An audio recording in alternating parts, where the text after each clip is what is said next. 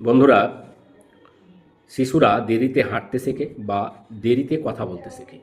এই ধরনের শিশুদের ক্ষেত্রে হোমিওপ্যাথি মোড অফ ট্রিটমেন্টে, হোমিওপ্যাথি চিকিৎসা ব্যবস্থায় বেশ কিছু ঔষধ ভীষণ ভালো কাজ করে, ভীষণ কার্যকরী।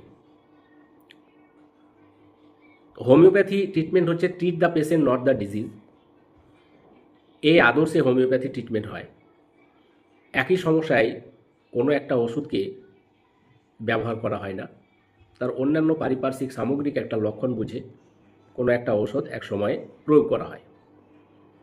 তো এর আগের ভিডিওতে আমি এই যে শিশুদের দেরিতে হাঁটতে শেখা বা দেরিতে কথা বলতে শেখা, এর উপরে ক্যালকেরিয়া কার্ব বলে হোমিওপ্যাথি একটা ওষুধ আছে, সেই ওষুধটি নিয়ে আলোচনা করেছিলাম। শিশুদের দেরিতে হাঁটতে শেখা বা দেরিতে কথা বলতে শেখা, সেক্ষেত্রে অন্যান্য কোন কোন আরও লক্ষণ থাকলে সেই শিশুকে ক্যালকেরিয়া কার্ব ওষুধটি দেওয়া যাবে সেই সম্পর্কে একটা আলোচনা আমি করেছিলাম। তো আজকের ভিডিওতে এই একই সমস্যার জন্য ক্যালকেরিয়া ফস ওষুধটি কখন ব্যবহার করবেন। যখন দেখবেন যে শিশু রোগী কথা বলতে দেরি করছে, হাঁটতে পারছে না সময়ে, এবং সেই রোগীটি অত্যন্ত জীর্ণ শীর্ণ, রোগা পাতলা পটকা চেহারা, সারা শরীরে দুর্বলতার একটা স্পষ্ট ছাপ, মাথার হাড় অত্যন্ত দুর্বল, মনে হয় যেন একটু মাথার হাড়টা টিপে দিলে যেন ভেঙে যাবে, এরকম দুর্বলতা থাকে মাথার হাড়ে, এবং সেই সঙ্গে ওই শিশুর মেরুদণ্ডে প্রচণ্ড দুর্বলতা থাকে।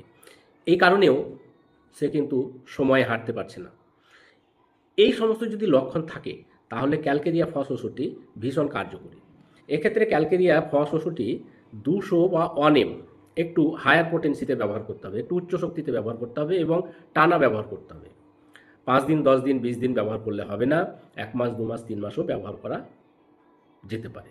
সেটা বাচ্চার সামগ্রিক অবস্থা বুঝে ডাক্তারবাবু ওষুধটির ডিউরেশনটা নির্ধারণ করবেন। 200 বা 1 ml যে কোনো একটা শক্তি, তবে প্রাথমিকভাবে 200 শক্তিটাই নির্বাচন করা ভালো।